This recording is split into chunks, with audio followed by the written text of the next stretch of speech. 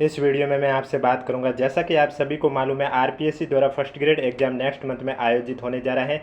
इस बीच मैं आपके लिए एक सीरीज लेकर आया हूं जिसमें मैं आपको आरपीएससी द्वारा 2025 में जितने भी एग्जाम आयोजित हुए हैं, जनवरी से लेकर आज की डेट तक जितने भी एग्जाम आयोजित हुए हैं उनमें पूछे गए राजस्थान जीके और करंट अफेयर के क्वेश्चन करवा रहा हूं और आज पार्ट 8 की चर्चा कर रहा हूं। और अगर अभी तक आपने पार्ट 1 से लेकर 7 तक नहीं देखे हैं तो प्लेलिस्ट का लिंक नीचे डिस्क्रिप्शन में दिया हुआ, आप जाके देख सकते हैं।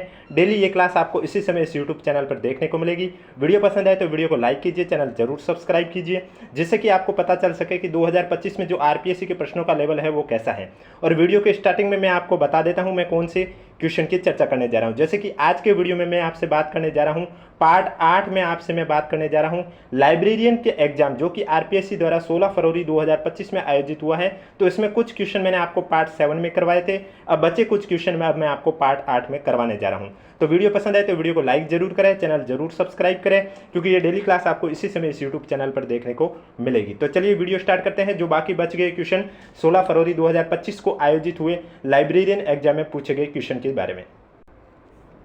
क्वेश्चन नंबर फर्स्ट है आपके सामने, राजस्थान विधानसभा की जनलेखा समिति में अधिकतम सदस्यों की संख्या कितनी है?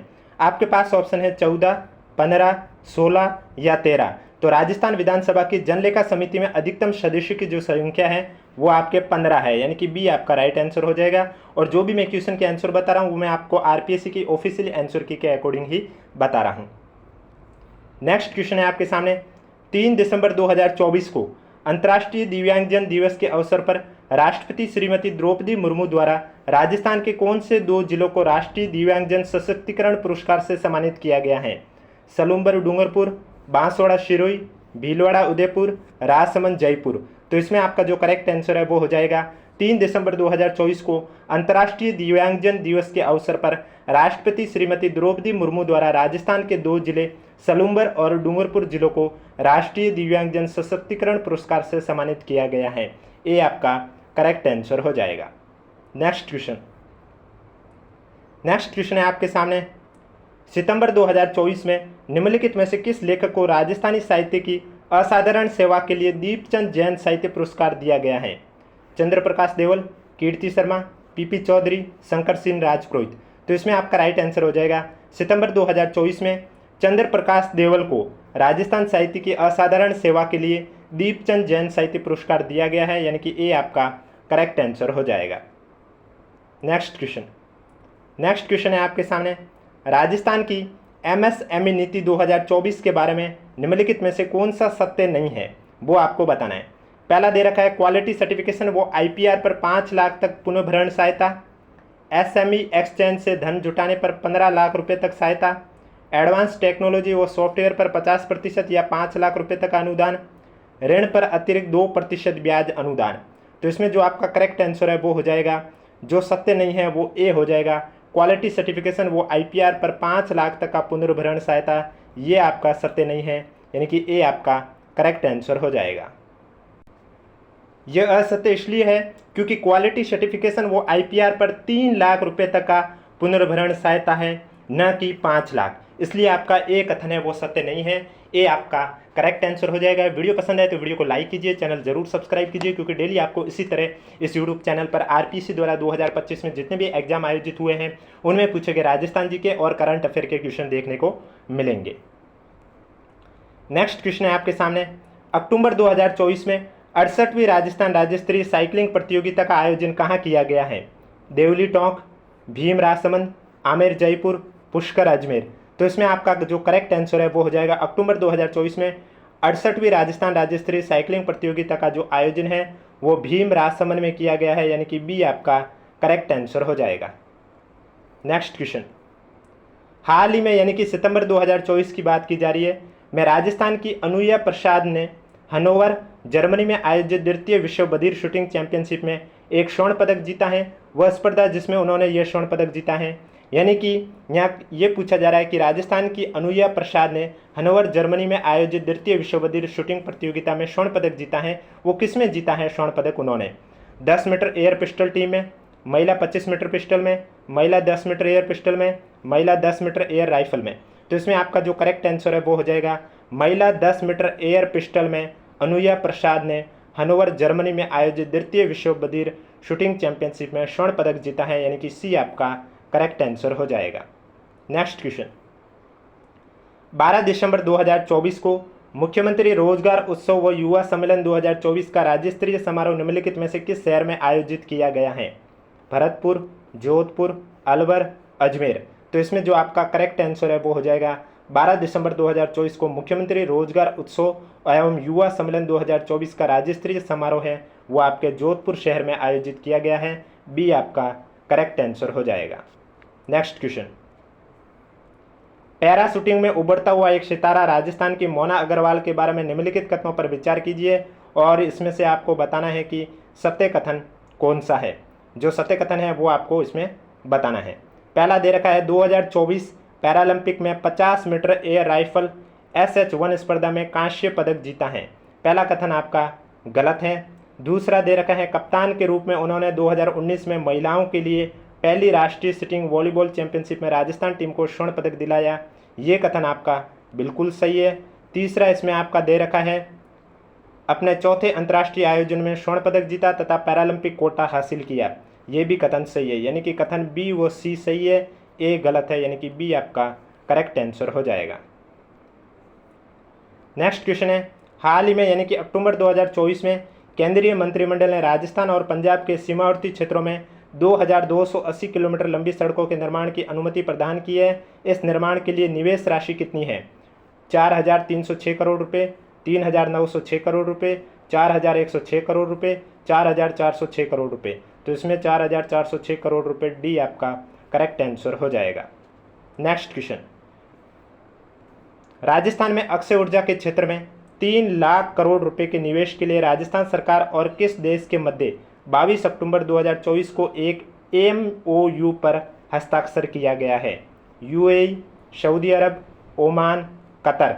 तो इसमें आपका राइट आंसर हो जाएगा राजस्थान में अक्षय ऊर्जा के क्षेत्र में 3 लाख करोड़ रुपए के निवेश के लिए राजस्थान सरकार और UAE यानी कि संयुक्त अरब अमीरात के बीच में 22 अक्टूबर 2024 को एक MOU पर हस्ताक्षर किया गया, यानी कि ए आपका करेक्ट आंसर हो जाएगा। नेक्स्ट क्वेश्चन, राजस्थान के किस शहर को कांडे नेस्ट ट्रैवल के रीडर्स ट्रैवल अवार्ड्स 2024 में favourite leisure destination in India श्रेणी में रनर अप अवार्ड दिया गया है? जयपुर, जोधपुर, जैसलमेर, उदयपुर। तो इसमें आपका राइट आंसर हो जाएगा राजस्थान के उदयपुर शहर को कॉन्डे नेस्ट ट्रैवलर के रीडर्स ट्रैवल अवार्ड 2024 में favourite leisure destination in India श्रेणी में रनर अप का अवार्ड दिया गया है, यानी कि डी आपका करेक्ट आंसर हो जाएगा। नेक्स्ट क्वेश्चन, निम्नलिखित में से कौन सी दर्रा सिक्किम तथा भूटान के ठीक उत्तर में अवस्थित है? बारालाचा, जेलेपला, जोजिला, बोमडिला। तो इसमें आपका राइट आंसर हो जाएगा जेलेपला दर्रा है, यह आपके सिक्किम तथा भूटान के ठीक उत्तर में अवस्थित है। बी आपका करेक्ट आंसर हो जाएगा। नेक्स्ट क्वेश्चन, प्रचंड झंझा किन पवनों के साथ संबंधित है? आपके पास ऑप्शन है व्यापारिक पवने, मानसूनी पवने, पछुआ पवने, ध्रुवीय पवने। तो इसमें आपका राइट आंसर हो जाएगा पछुआ पवनों के साथ संबंधित है। सी आपका करेक्ट आंसर हो जाएगा। नेक्स्ट क्वेश्चन, 25 मार्च 2024 को हुए वन अर्थ समिट की किस शहर ने मेजबानी की थी? Paris, Rio de Janeiro, Hong Kong, New York. तो इसमें आपका राइट आंसर हो जाएगा 25 मार्च 2024 को हुए वन अर्थ समिट की हांगकांग शहर ने मेजबानी की थी। सी आपका करेक्ट आंसर हो जाएगा। नेक्स्ट क्वेश्चन, निम्नलिखित में से किसने तिब्बत के पठार के ऊपर प्रचलित वायुमंडलीय दशाओं तथा मानसून के मध्य संबंध स्थापित किया था? H Flohn, M T Yin, Halley, P Koteswaram. तो इसमें आपका राइट आंसर हो जाएगा पी कोटेश्वरम ने तिब्बत के पठार के ऊपर प्रचलित वायुमंडलीय दशाओं तथा मानसून के मध्य संबंध स्थापित किया था। डी आपका करेक्ट आंसर हो जाएगा। वीडियो पसंद आ रहा है तो एक बार वीडियो को लाइक कर लीजिए, चैनल भी जरूर सब्सक्राइब कर लीजिए। अब नेक्स्ट क्वेश्चन में एक साइड सर्वोच्च पर्वत शिखर है, दूसरी साइड महाद्वीप है, आपको सुमिलित करके करेक्ट आंसर बताना है। तो सबसे पहले यहाँ आपका दे रखा है माउंट कोजेस्की सर्जुको, यानी कि ये आपका हो जाएगा ऑस्ट्रेलिया में। माउंट मैकिनले ये आपका हो जाएगा उत्तरी अमेरिका में। माउंट एल्ब्रूस है ये आपके हो जाएगा यूरोप में। और माउंट किलिमंजारो है ये आपके हो जाएगा अफ्रीका में। यानी कि तीसरा, चौथा, पहला, दूसरा करेक्ट आंसर हो जाएगा। ए आपका करेक्ट आंसर हो जाएगा। क्वेश्चन नंबर 55 में आपका ए राइट आंसर हो जाएगा। नेक्स्ट क्वेश्चन में परमाणु ऊर्जा परियोजना है और दूसरी साइड राज्य है, इसमें कौन सा सुमिलित नहीं है वो आपको करेक्ट आंसर बताना है। नरोरा उत्तर प्रदेश, केगा आंध्र प्रदेश, कल्पकम तमिलनाडु, काकरापार गुजरात। तो इसमें जो केगा आंध्र प्रदेश दे रखा है ये आपका सुमिलित नहीं है, बाकी नरोरा उत्तर प्रदेश सही है, कल्पकम तमिलनाडु सही है, काकरापार गुजरात सही है, यानी कि बी आपका करेक्ट आंसर हो जाएगा। नेक्स्ट क्वेश्चन, इब तथा वर्णा क्रमशः सहायक नदियाँ किसकी हैं? कावेरी तथा कृष्णा की, महानदी तथा गोदावरी की, महानदी तथा कृष्णा की, कृष्णा तथा महानदी की। तो इब और वर्णा की बात करें तो ये क्रमशः आपकी महानदी तथा कृष्णा की है, यानी कि इब है ये महानदी की सहायक नदी है और वर्णा है ये कृष्णा की सहायक नदियाँ हैं। सी आपका करेक्ट आंसर हो जाएगा। Next question, world migration report 2024 के अनुसार 2020 में पुरुष तथा महिला अंतर्राष्ट्रीय प्रवासियों का प्रतिशत क्रमशः कितना था? 55.2% तथा 44.8%, 51.9% तथा 48.1%, 52.7% तथा 47.3%, 51% तथा 49%। तो इसमें आपका राइट आंसर हो जाएगा वर्ल्ड माइग्रेशन रिपोर्ट 2024 के अनुसार 2020 में पुरुष तथा महिला अंतर्राष्ट्रीय प्रवासियों का जो प्रतिशत है उसमें आपका पुरुषों का था 51.9% और महिलाओं का जो प्रतिशत था अंतर्राष्ट्रीय प्रवासियों का वो 48.1% था, यानी कि बी आपका करेक्ट आंसर हो जाएगा। डेली ये क्लास आपको इसी समय इस यूट्यूब चैनल पर देखने को मिलेगी। नेक्स्ट क्वेश्चन है कि 16 क्या है? आपके पास ऑप्शन है नीलगिरी के उष्णकटिबंधीय वन, शहदरे की तलहटी पर घास के मैदान, कावेरी डेल्टा के दलदलीय वन, नीलगिरी के शीतोष्ण वन। तो 16 आपके नीलगिरी के शीतोष्ण वन है, यानी कि डी आपका करेक्ट आंसर हो जाएगा। नेक्स्ट क्वेश्चन, निम्नलिखित में से किसमें सबसे अधिक लवणता है? आपके पास ऑप्शन है बाल्टिक सागर, अंडमान सागर, लाल सागर, काला सागर। तो इसमें आपका राइट आंसर हो जाएगा लाल सागर में सबसे अधिक लवणता है। सी आपका करेक्ट आंसर हो जाएगा। नेक्स्ट क्वेश्चन, वित्तीय वर्ष 2022 से लेकर 2028 के बीच में निम्नलिखित राज्यों में से किस राज्य में पीएम मित्र पार्क स्थापित नहीं किया जा रहा है? महाराष्ट्र, कर्नाटक, राजस्थान, तमिलनाडु। तो आपका राइट आंसर हो जाएगा राजस्थान राज्य में पीएम मित्र पार्क स्थापित नहीं किया जा रहा है। सी आपका करेक्ट आंसर हो जाएगा। बाकी महाराष्ट्र, कर्नाटक और तमिलनाडु राज्य में तो पीएम मित्र पार्क स्थापित किए जा रहे हैं। नेक्स्ट क्वेश्चन है आपके सामने, निम्नलिखित राज्यों में से वर्ष 2022-23 में विश्व में पूर्ण रूप से जैविक खेती करने वाला पहला राज्य कौन सा बना है? मेघालय, उत्तराखंड, त्रिपुरा, सिक्किम। तो आपका राइट आंसर हो जाएगा 2022-23 में विश्व में पूर्ण रूप से जैविक खेती करने वाला पहला राज्य बना है सिक्किम, यानी कि डी आपका करेक्ट आंसर हो जाएगा।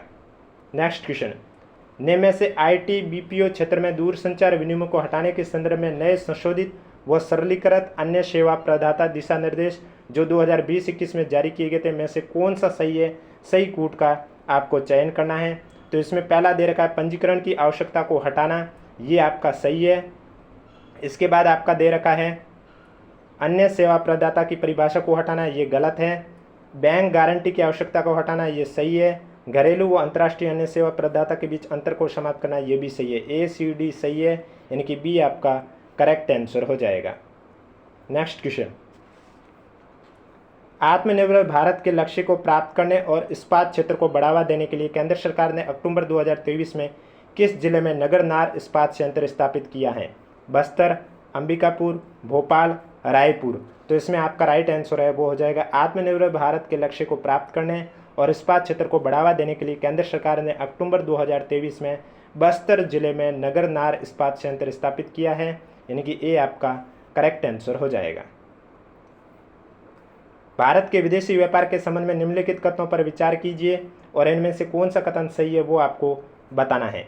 पहला दे रखा है विश्व व्यापारिक निर्यात में भारत की हिस्सेदारी 2020 में 1.6% से बढ़कर 2022 में 1.8% हो गई है, ये एकदम सही है।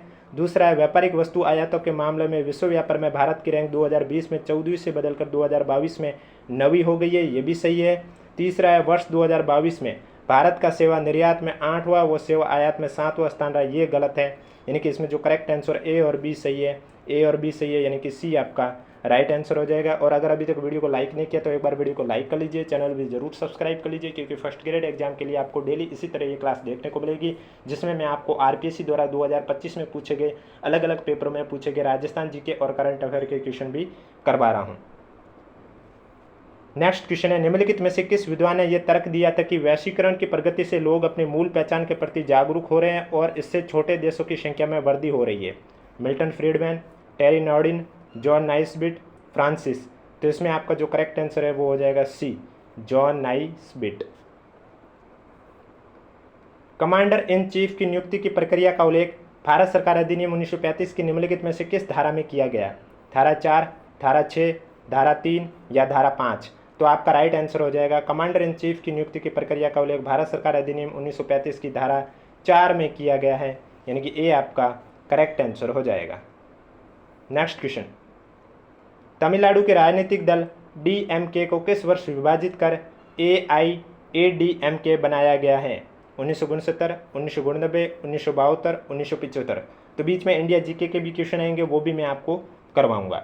तो तमिलनाडु की राजनीतिक दल डीएमके को वर्ष 1972 में विभाजित कर एआईएडीएमके बनाया गया है, यानी कि सी आपका करेक्ट आंसर हो जाएगा। नेक्स्ट क्वेश्चन, संयुक्त राष्ट्र के तत्वाधान में भारत ने निम्न में से कौन से वर्ष में प्रथम बार शांति सेना को तैनात किया था? 1950, 1970, 1962, 1967। तो आपका राइट आंसर हो जाएगा संयुक्त राष्ट्र के तत्वाधान में भारत ने 1950 में पहली बार शांति सेना को तैनात किया था, ये आपका करेक्ट आंसर हो जाएगा। नेक्स्ट क्वेश्चन, शब्दावली देश की रक्षा करे और आहन किए जाने पर राष्ट्र की सेवा करे का उल्लेख भारत के संविधान के निम्नलिखित में से किस अनुच्छेद में किया गया है? 51 क, 51 क ग, 51 क घ, 51 क ख। तो इसमें आपका जो करेक्ट आंसर है वो हो जाएगा शब्दावली देश की रक्षा करें, आहन किए जाने पर राष्ट्र की सेवा करें, इसका उल्लेख भारत के संविधान के निम्नलिखित अनुच्छेद 51 क ग में किया गया, यानी कि बी आपका करेक्ट आंसर हो जाएगा। नेक्स्ट क्वेश्चन, भारत के संविधान के अनुसार राष्ट्रपति को उसके पद से निम्नलिखित में से किस आधार पर महाभियोग द्वारा हटाया जा सकता है? संविधान का अतिक्रमण, साबित कदाचार, साबित अक्षमता, भ्रष्ट आचरण। तो इसमें आपका राइट आंसर हो जाएगा भारत के संविधान के अनुसार राष्ट्रपति को उसके पद से संविधान का अतिक्रमण के आधार पर महाभियोग द्वारा हटाया जा सकता है, ये आपका करेक्ट आंसर हो जाएगा। नेक्स्ट क्वेश्चन है आपके सामने, भारत की स्वतंत्रता के बाद नागरिकता संबंधी संवैधानिक उपबंध निम्नलिखित में से किस दिनांक से लागू किए गए? 15 अगस्त 1947, 25 जनवरी 1950, 26 नवंबर 1949, 14 नवंबर 1949। तो इसमें आपका राइट आंसर हो जाएगा भारत की स्वतंत्रता के बाद नागरिकता संबंधी संवैधानिक उपबंध है वो आपके 26 नवंबर 1949 से लागू किए गए, यानी कि सी आपका करेक्ट आंसर हो जाएगा।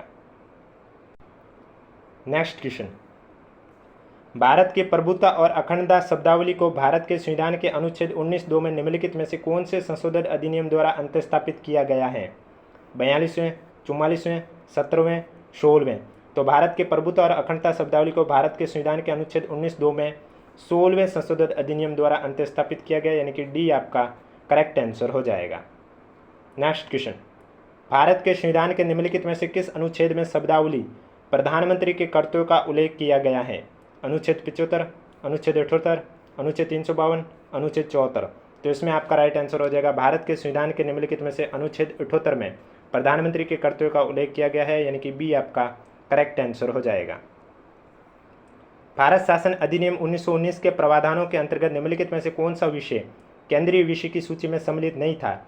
जनगणना सांख्यिकी, अकाल राहत, बंदरगाह, सीमा शुल्क।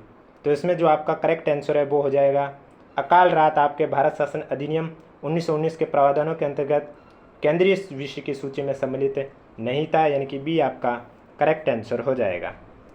नेक्स्ट क्वेश्चन है आपके सामने, भारत की संविधान सभा में सदस्यों की संख्या की दृष्टि से सबसे बड़ी समिति कौन सी थी? संघ संविधान समिति, प्रांतीय संविधान समिति, संघ शक्ति समिति, मौलिक अधिकारों, अल्पसंख्यकों और जनजातीय बहिष्कृत क्षेत्रों पर सलाहकार समिति। तो इसमें जो आपका करेक्ट आंसर है भारत की संविधान सभा में सदस्यों की संख्या की दृष्टि से सबसे बड़ी जो समिति है वो मौलिक अधिकारों, अल्पसंख्यकों और जनजातीय बहिष्कृत क्षेत्रों पर सलाहकार समिति है, यानी कि डी आपका करेक्ट आंसर हो जाएगा। नेक्स्ट क्वेश्चन, भारत शासन अधिनियम 1935 की 7वीं अनुसूची में विधायी सूची और सूचियों की संख्या थी 4, 2, 3, 1। तो इसमें आपका जो करेक्ट आंसर है वो हो जाएगा भारत शासन अधिनियम 1935 की 7वीं अनुसूची में विधायी सूची या सूचियों की जो संख्या थी वो आपकी थी 3, यानी कि सी आपका करेक्ट आंसर हो जाएगा। नेक्स्ट क्वेश्चन, लोकसभा निर्वाचन 2024 के संदर्भ में निम्नलिखित में से कौन सा युग्म सही सुमेलित नहीं है? एक साइड राजनीतिक दल का नाम है और दूसरी साइड जीती गई सीटों की संख्या है। इसमें कौन सा युग्म सही सुमेलित नहीं है वो आपको बताना है। तेलुगु देशम 16, जनता दल यूनाइटेड 12, शिवसेना उद्धव बाला साहेब 10, द्रविड़ मुनेत्र कड़गम 22। तो इसमें जो आपका करेक्ट आंसर शिवसेना 10 गलत है। आपको कमेंट बॉक्स में बताना है राजनीतिक दल शिवसेना ने लोकसभा निर्वाचन 2024 में कितनी सीटें जीती है। इसका राइट आंसर आपको नीचे कमेंट बॉक्स में बताना है। और वीडियो पसंद आ रहा है तो एक बार वीडियो को लाइक कर लीजिए, चैनल भी जरूर सब्सक्राइब कर लीजिए। 2 क्वेश्चन आपके साइकोलॉजी के, जैसे कि आप देख सकते हैं यहाँ पर लिखा हुआ है निम्नलिखित में से क्या वैश्वीकरण का एक पक्ष नहीं है? भू आर्थिक क्षेत्रों का उदय, राष्ट्र राज्य को प्रभुसत्ता का शरण, अंतर्राष्ट्रीय एनजीओ की भूमिका में गिरावट या अभिशासन का विप्रदेशीकरण। तो इसमें आपका अंतर्राष्ट्रीय एनजीओ की भूमिका में गिरावट, सी आपका करेक्ट आंसर हो जाएगा। नेक्स्ट क्वेश्चन है शांतिपूर्ण सहअस्तित्व के 5 सिद्धांतों पंचशील की संयुक्त घोषणा भारत ने किस देश के साथ की थी? चीन, मिस्र, सोवियत समाजवादी गणराज्य संघ, इंडोनेशिया। तो इसमें जो आपका करेक्ट आंसर है शांतिपूर्ण सहअस्तित्व के 5 सिद्धांतों पंचशील की संयुक्त घोषणा भारत ने चीन देश के साथ की है, यानी कि ए आपका करेक्ट आंसर हो जाएगा। तो ये थे आज के क्वेश्चन जो कि आपके आरपीएससी द्वारा 2025 में लाइब्रेरियन एग्जाम में जो क्वेश्चन पूछे गए उसके बारे में चर्चा की है। वीडियो पसंद आए तो वीडियो को लाइक कीजिए, चैनल जरूर सब्सक्राइब कीजिए, क्योंकि डेली क्लास आपको इसी समय इस यूट्यूब चैनल पर देखने को मिलेगी, जिसमें मैं आपको आरपीएससी द्वारा जनवरी 2025 से लेकर आज की डेट तक जितने भी एग्जाम आयोजित हुए हैं उनमें पूछे गए राजस्थान जी के और करंट अफेयर के क्वेश्चन करवा रहा हूँ। पार्ट 8 की चर्चा की है। अगर अभी तक आपने पार्ट 1 से लेकर 7 तक नहीं देखे हैं तो प्लेलिस्ट का लिंक नीचे डिस्क्रिप्शन में दिया हुआ, आप जाके देख सकते हैं, इससे कि आपको पता चल सके कि 2025 में जो आरपीएससी के प्रश्नों का लेवल है वो कैसा रहा है। इसके अलावा अगर अभी तक आपने हमारा टेलीग्राम ग्रुप ज्वाइन नहीं किया है तो लिंक नीचे डिस्क्रिप्शन में दिया हुआ है, आप जाके ज्वाइन कर सकते हो। इसके अलावा कोई भी डाउट है तो नीचे कमेंट बॉक्स में पूछिए और वीडियो पसंद आए तो वीडियो को लाइक कीजिए, चैनल जरूर सब्सक्राइब कीजिए।